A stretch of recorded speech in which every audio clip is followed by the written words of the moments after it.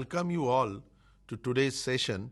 This session is on industrial policies in India and an appraisal of the new industrial policy. By industrial policy, we mean the manifestation of the strategic effort of the government of a country towards ensuring industrial growth and development in the country. Industrial policy is not any one such policy, but it's a combination of different measures. It's a comprehensive approach towards bringing increase in the level of investment in the economy, enhancing the capabilities and efficiency of the domestic industry.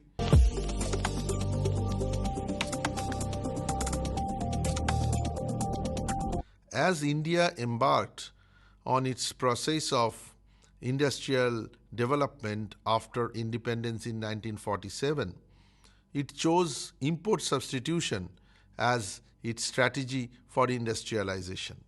The first industrial policy of 1948. The first industrial policy of 1948 was announced by Dr. Shama Prasad Mukherjee, the then Industry Minister of India, and this policy clearly delineated the fact that there was to have a dual role of the government in the process of industrialization. This was in conformity with the type of economic and industrial scenario existing in India at that point of time, because without government's active initiative and participation in the industrialization process, India would have been unable to develop industries at that point of time.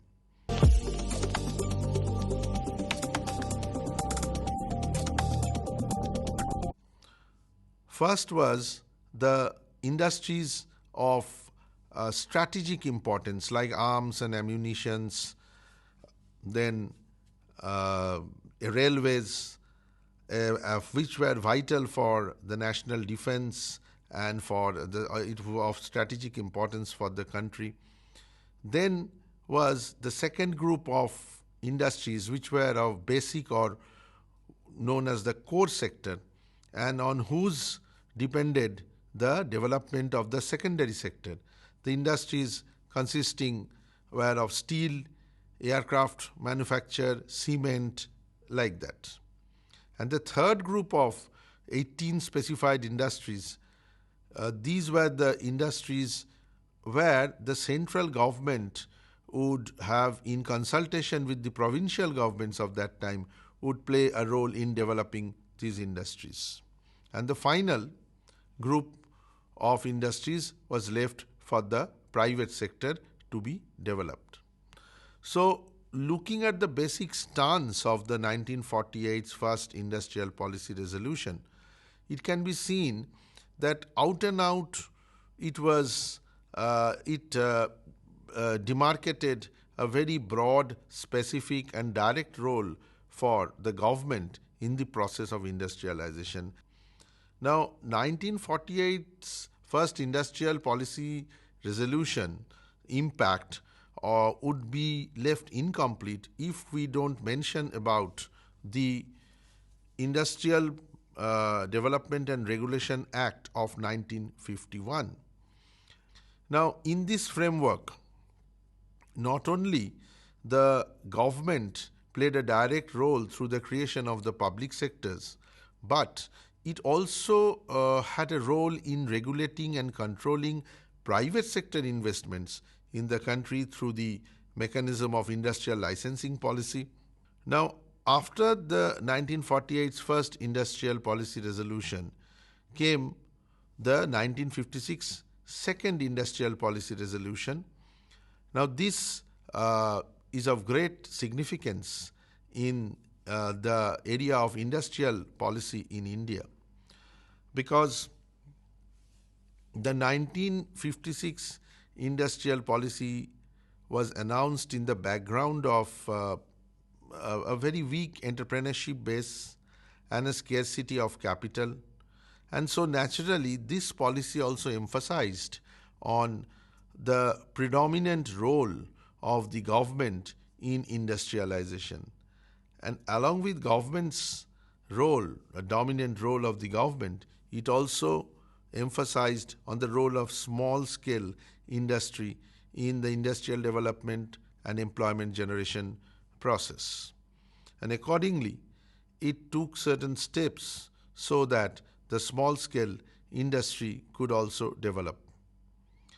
Now, the 1956 Industrial Policy Resolution, it recasted to some extent the categorization of the industries, which was done in 1948's first Industrial Policy Resolution.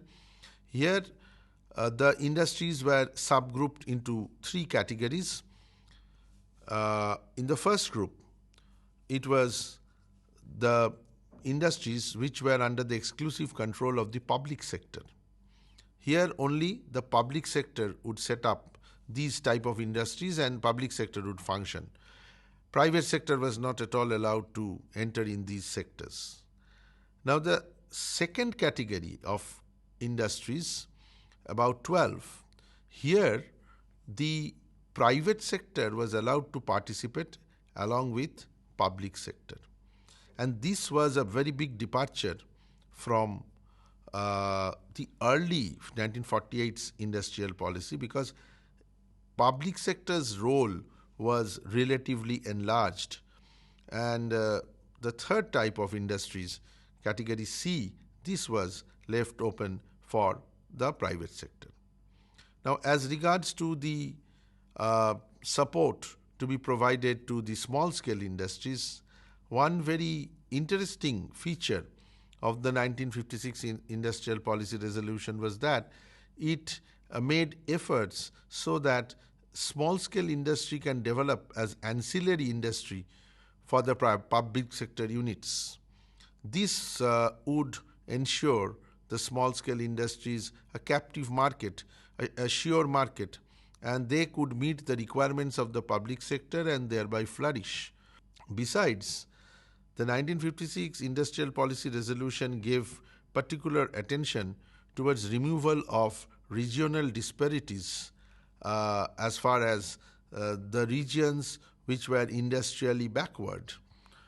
As regards to foreign capital, both 1948 and 1956 Industrial Policy Resolutions admitted that foreign capital was necessary for furthering industrial growth and technological advancement of Indian industry.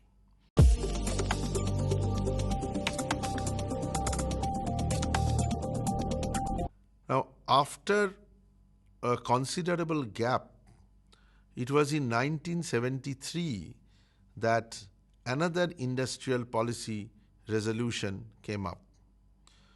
Now, this policy resolution did not propose much of a fundamental change in the way of functioning of Indian industry or the type of strategy to be chosen by the Indian industry. It had one main area of focus, that is trying to shape up the industrial structure.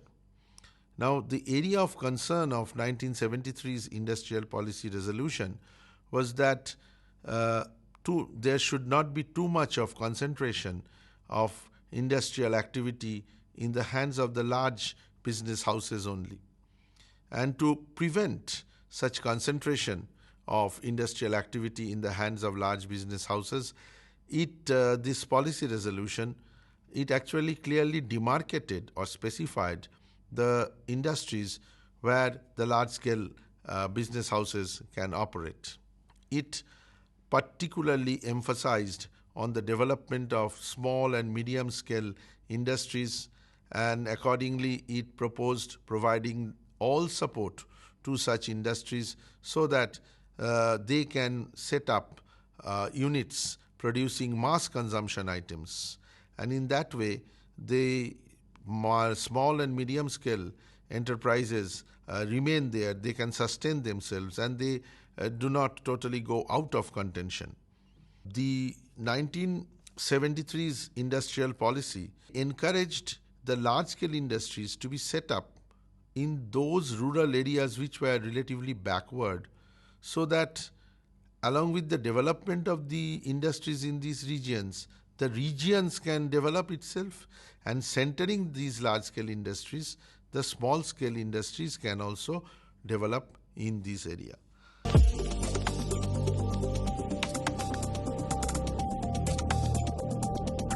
Now, the announcement of 1977's Industrial Policy Resolution coincided with the change of guard at New Delhi, whereby the Janata Party government came into power. And consequently, the 1977's Industrial Policy Resolution's focus was on two key areas, that is on decentralization of industrial activities and on promotion of small-scale and cottage industries. Now, as a mark of its support to the small-scale industries, the 1977's Industrial Policy Resolution. The 1977's Industrial Policy Resolution also proposed that those FERA companies which have diluted their shareholding in their subsidiary companies to 40% level as per the FERA Act, they may be treated at par with the Indian companies.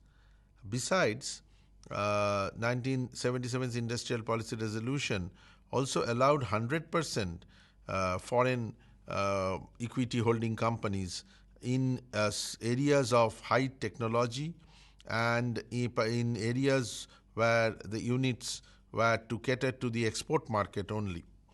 The 1980's Industrial Policy Resolution's focus area was on technological upgradation of Indian industries, on modernization of Indian industry, and above all, on promoting competition in Indian industry.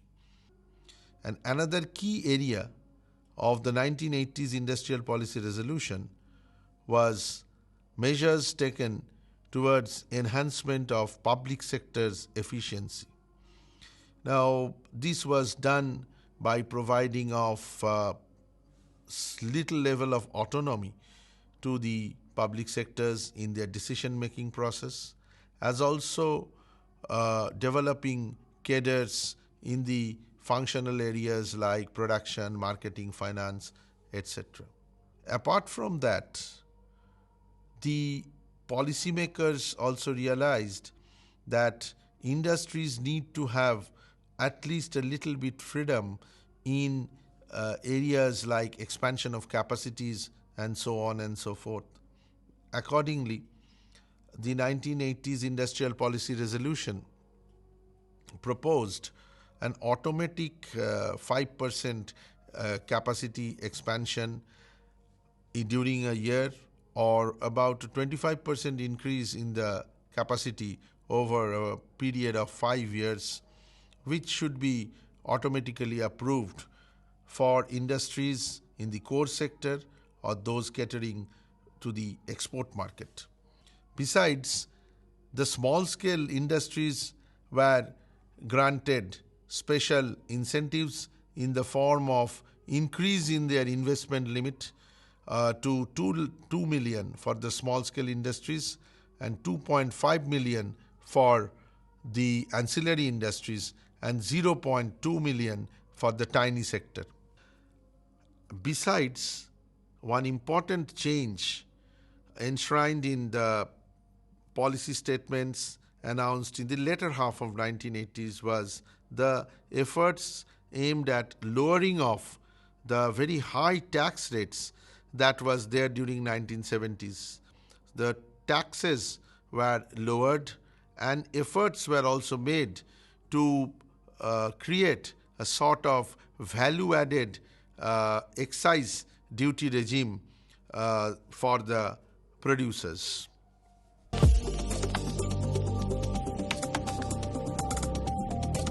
Now, the 1991 Industrial Policy Resolution can be regarded as a watershed in India's industrial policy regime. because this policy marked a paradigm shift in India's industrial strategy from import promotion to import substitution to export promotion.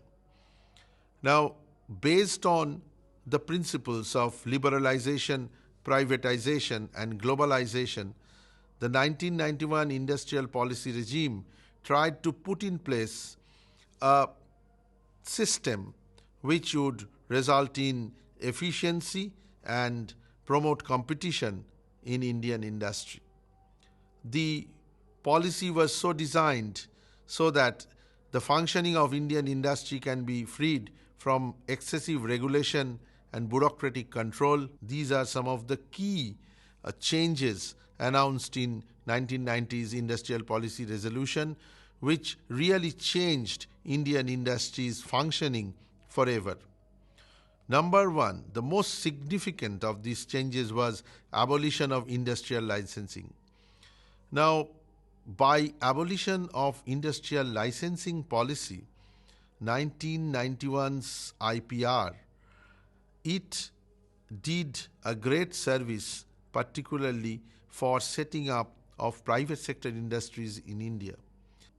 The next very major change was de-reservation of the industrial sectors for private sector participation. Now, out of the 24 industries which were reserved exclusively for public sector participation, except about 7, all others were de-reserved and private sector could have its participation, it could set up industries and function in those areas. This was a tremendous boost for increased private sector participation in Indian industry. Third major change that was affected by the Industrial Policy Resolution of 1991 was amendment of the Monopolies and Restrictive Trade Practices Act of 1969. Now, as per the MRTP Act, any large enterprise couldn't have their expansion plans realized, or if they wanted to set up any new unit, there were a lot of restrictions regarding that, because if their asset size was above a certain level, or if their sales turnover was above a certain level, they were regarded as MRTP companies and they were not allowed to expand or to acquire or to set up new units in that particular sector. Now, in IPR 1991, the MRTP Act was substantially amended, as per which the monopoly part was done away with and only the restrictive part was there. Now, by doing away with the monopoly part, the policy, the IPR 1991 policy, enabled the entrepreneurs to expand their capacities to that optimum level, to realize the economies of scale and to produce at the optimum scale of production, so their average cost could go down and even consumers could also reap the benefits and industries could improve the efficiency. This was a very important welcome change. And the next very critical reforms that was carried out was the amendment of the Sikh Industrial Companies Act, SICA. Now, till 1991's this amendment of SICA, the government had to shoulder the huge burden of subsidies for sustenance of the perpetually loss-making PSUs, which were having losses year after year, but they couldn't be shut down, they couldn't be closed down, because the social obligations which government had towards the PSUs, that is keeping them going on in spite of incurring huge losses. Now, this Sikh Industrial Companies Act, which was amended on the basis of the report provided by the Onkar Goswami Committee. So, the amendment resulted in the fact that the government did no longer have to shoulder this subsidy burden for running of the perpetually loss-making PSUs. If there were the PSUs were incurring losses year after year, the government can recommend such PSUs to the Board for Industrial and Financial Reconstruction (BIFR), and they would assess whether that company had any chance of revival. If there was no chance of revival, that could be shut down by the government, providing sufficient benefits for its employees. And finally, there was a very significant change enshrined in the IPR 1991 for the small scale industry. It was realized by the policymakers that in the coming years, the small scale industry, which was crucial for India's industrial development and employment generation, would have to face a very severe competition. And in order to enable them to face that competition, to sustain themselves in the face of such competition, the investment limit in the small scale industry was raised to rupees 1 crore, and that in the small cottage to 50 lakhs, and in the tiny sector to 25 lakhs, so that they could significantly modernize and upgrade their technology, their machineries, and could employ professionals in their functioning, and thus equip themselves to face the competition in the coming years.